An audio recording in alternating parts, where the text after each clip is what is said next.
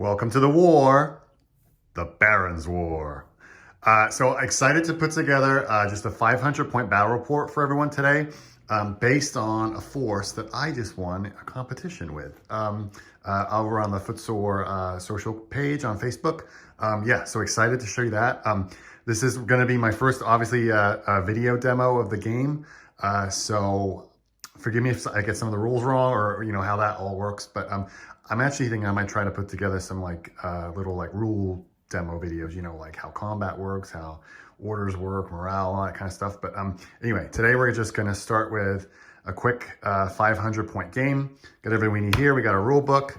We're going to need some D6, D10s, custom morale dice, and of course the super awesome custom tokens that are coming with this, and tape measure. Anyway, let's take a look at the two 500-point forces.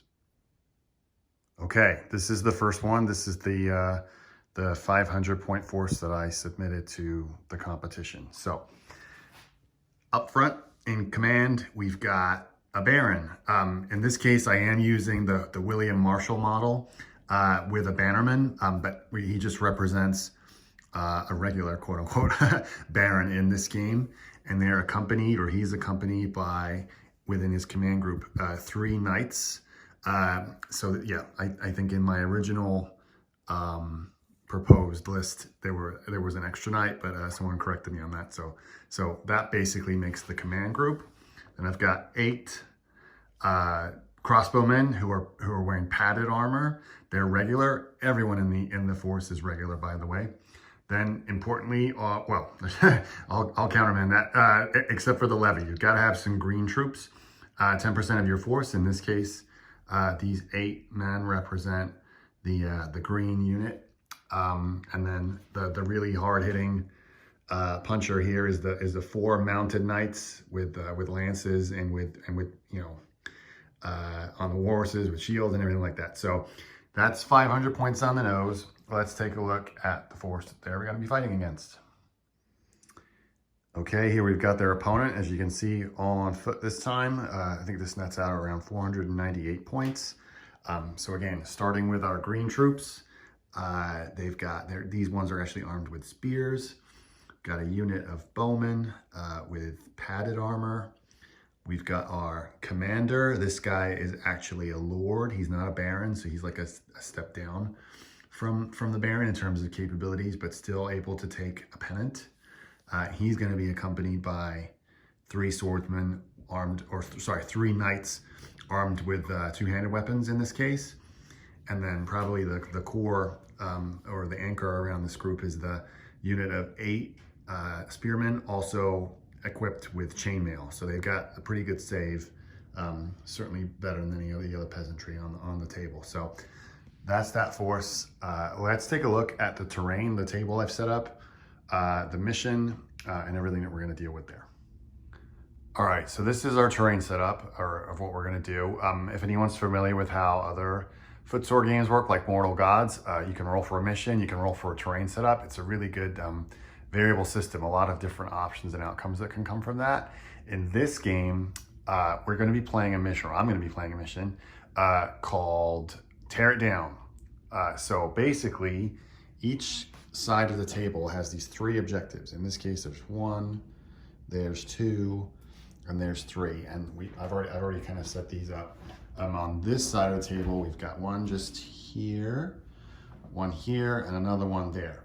And the object of the game is to basically, these represent like objectives that you're trying to tear down. So if you control one of them, you can basically like burn it or destroy it, and that will count as a victory. I'm gonna be honest, I think there's quite a lot on the table. I'm probably gonna like put a fixed turn limit on here, maybe like 6 turns. We'll see how that pans out. But we'll get going. And then just quickly on the deployment side, I think you can probably see, I don't know if my angles are good enough here, these dice that I've got here and down here, I selected, like, these are like 2 triangles within which the forces deploy. I'm just gonna play it on the the sides of the table that I have the minis, and you can see that these ones also go here, down to here, and then back over here. So I will get everything deployed, and then we'll get started with the turn. Okay, forces are deployed. So what I'm gonna call the Lord side, just as a reference between these two forces, this was actually pretty challenging for both sides, just based on where the objectives are, and then how the deployment triangles that I had set up. It was a little challenging to get everyone to fit in an effective place, because you gotta stay 3 inches away from an objective when you're deploying. But anyway, made it work. So you can see here, we've got the bowman here, the levy spearmen behind the command group with the knights, and then just holding up on the left side here, kind of holding out on one of the, or close to one of the objectives, we've got the chainmail armed spearmen. Over on the other side, this is far more of a spearhead. I've got what I'm gonna refer to as the Baron's force.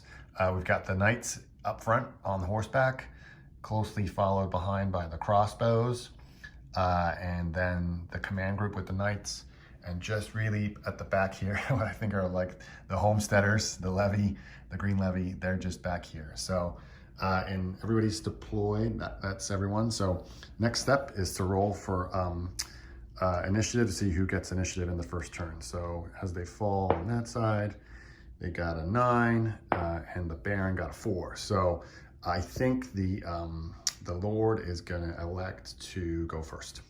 All right, on to turn 1. We'll show you how this works. Okay, just figuring out a way to most effectively shoot this kind of a video or this kind of a battle report. This game uses a lot of back and forth activations for each side. I'm always hesitant to just set up a camera and roll and record every dice roll. This would take 3 hours to put together. So I'm gonna just try to make a bunch of quick cuts based on every activation. So in this instance, as we said, the Lord was able to get the initiative, and they activated this unit of archers as marked by a token here to move, and they have an ability that allows them to move and shoot. So they elected to shoot at the knights, the mounted knights at the top there. Typically, that opponent would then be able to issue a reaction. In this instance, you'd be able to defend yourself, or if they were armed with bows, you could shoot back. But considering they're knights, I think they elected to not take a reaction. I think they might try and charge in the next round. So the archers fired. That fence that you can see in the middle there provided hindering line of sight, so they weren't actually able to hit anything. So now, moving over to the Baron's turn.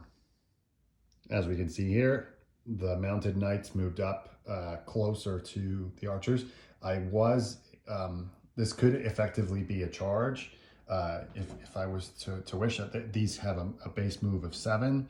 And then you're allowed to pre-measure. That's an extra 4 inches. I wasn't, which you have to roll on a D6 to get. Not confident I'm gonna get that. So they did just elect to move. Now back over to the Lord. And I think we're gonna activate,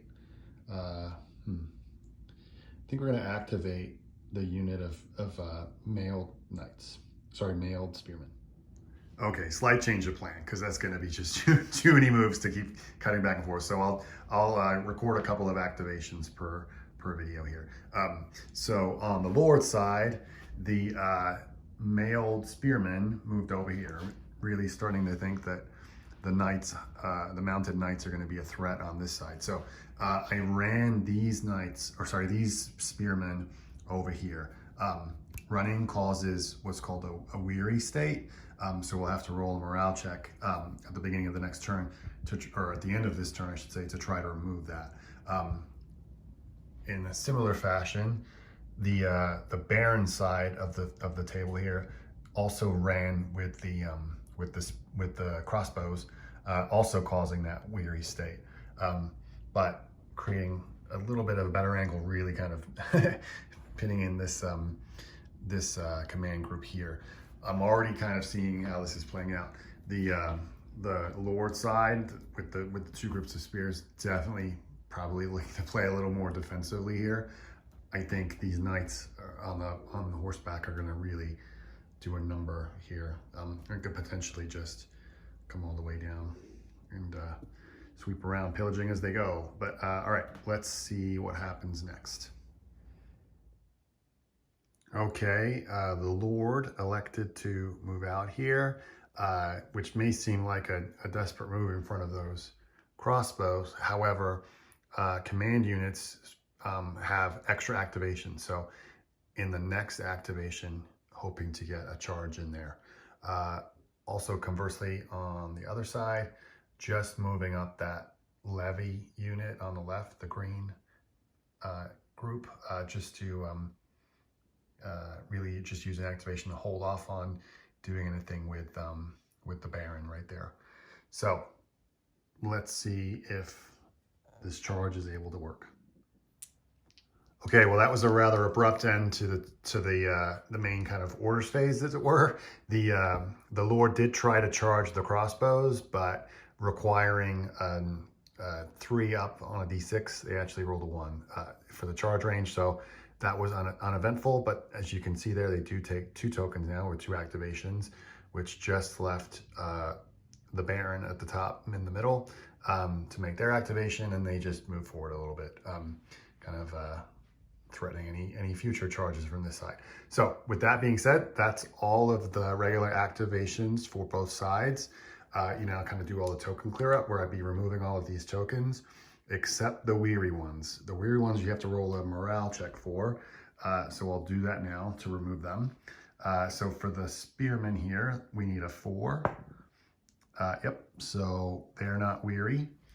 And then for the crossbows, they also need a 4. They got it. So they're not weary. All right, and now we roll for initiative into the next turn. Okay, just one minor catch. I did not activate the green levy spearmen close to the house, so I just moved them up a little bit. They're following the command team in support. So in the next game round, the Baron got the advantage and certainly took the opportunity for the mounted knights to charge into the bowmen. The bowmen reacted using their activation as a reaction, fired at the knights, but weren't able to cause any casualties. And then the knights charged in and with lances or were an absolute wrecking ball. So we're able to kill 4 of the archers. Lances, when they charge, cause shock. So we can see we've got our shock token. But miraculously, they were able to not break by rolling a perfect 10 on a d10. So while they're shocked, they're not broken. So that's what happened over there. However, conversely, I'm doing a couple of activations at a turn here. Decided to try to get this command, or the Lord command unit, to charge the crossbows. The crossbows reacted by firing and did cause 1 casualty. However, again, the knights only rolled a 1 for their charge range, so weren't able to charge. However, they've got 2 activations, so I would imagine at some point, maybe probably next, they'll react with trying to charge again. So let's see what happens in the next round. So playing it cautiously, the Baron elected to just issue a command to the levy, although arguably they could have used it themselves, to pull themselves forward, just kind of in support or behind the crossbows. However, my goodness me, this command group with the Lord tried again to activate and charge the crossbows, and for the 3rd time or 3rd attempt in a row, rolled a 1 for the charge range. So they stay put, and that's their activations used. Seeing as now the Lord command group has used up all of his activations, the Baron, seeing as the opportunity, has moved in and will attempt to activate with a charge in their next activation. However, on the Lord's side, we've run again with the spearmen, looking to block off or hold off the advancing charge of the knights or the rampage down this side of the battlefield. They did run again, so they are weary, but feeling pretty confident they can roll that off. So next activation. A lot happened in these activations. So to bring you up to speed, the Baron charged the Lord.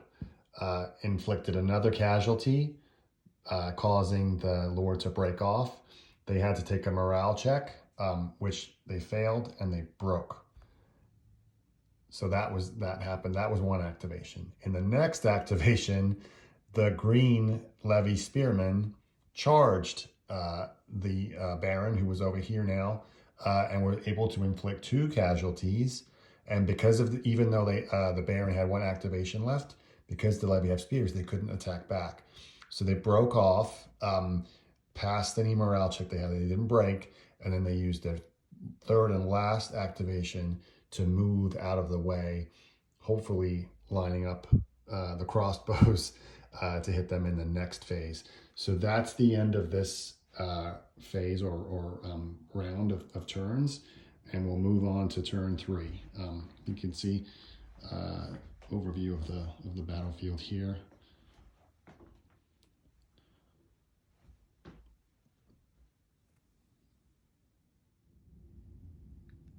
So while the Lord was able to get the initiative for this phase, they had to compulsory rally check because they were broken, which they failed, meaning he has to run to that edge of the board. So that was an unfortunate use of a check. However, on the Baron side, he did elect to use the crossbows, who shot into the levy, causing 2 casualties, which was 25% of the unit. And that at short range like this causes shock as well. So now the levy spearmen are shocked, which leaves an interesting set of options here, I think, certainly for the Baron, either to start running down the road in the hopes of catching, I think, this objective there. But however, we've also got these mounted knights over here who are looking to finish off the archers. Meanwhile, just as a quick wrap, the mailed spearmen weren't able to shake off that weary token, so they're still weary. This is quickly going poorly for the Lord. So the levy spearmen tried to rally from their shock, but failed. And then over here, the mounted knights charged the archers, who were also already shocked, caused 2 more casualties, pushing them back. And now at this point, they are broken. So they're going to keep running. Really, unless the Lord can rally and these spearmen can act as some kind of buffer or bulwark against the mounted knights, this is not looking good for this side of the table, and this quickly turning into a little bit of a rout. We'll see what happens next round. Quick moment here. So the Baron advanced, again, trying to come down to this objective. So that was their activation. And then I did some reading on the rules. Again, still kind of learning this game as I go. There's a lot of, it's the rules nuance that always catches. So I read that while units that have multiple activations can't test for more than 1 rally per turn, the commander can issue to command group. So I'm going to assume that means they can try to roll that again. So in this instance, the Lord was able to do that using their 2nd activation and did actually pass the test. So they're back in the fight, and now it looks like we've got our 2 command groups kind of facing off against each other. So at this point of the round, the Baron side of the table had a number of activations that they didn't have to take. So they were basically able to run down here, or I shouldn't say run, sorry, advance down here, so twice, and then use their 3rd activation to charge into the Lord. No casualties were caused on either side. However, when they broke off or were forced back, both sides had to take a morale check, which the Baron passed and the Lord did not, breaking and bringing them within 1 inch of the table. This is not good for the Lord. If they fail a break test in the next round, they're off the table. Okay, that's it. Being a turn 4, the Lord side of the forces did win the initiative. Compulsory move, they had to rally this broken. They failed, rolling a 4 -2, 2. So They ran off the table. There's no one else with the commander ability, so therefore the Baron wins. Just as like a little bit of an epilogue, I guess to this game, it was arguably pretty one-sided. I think maybe just even from a deployment standpoint, how I had the forces set up, the Baron side was certainly a lot more aggressively laid out. I would say, really, I think the only really deciding factor would have been if the mailed spearmen here were able to blunt the charge of these knights rampaging down here. This poor, I know he's technically out table here, but the Lord just could not get a good enough roll to attack anyone or charge into anyone. While the green levy here certainly did their fair share, taking out 2 knights really wasn't. It was pretty one-sided, and honestly, they were never even remotely in a spot to take the objectives over here or pillage this side of the table. So yeah, a little one-sided, but definitely might try these 2 forces with a different scenario. So anyway, thanks for watching.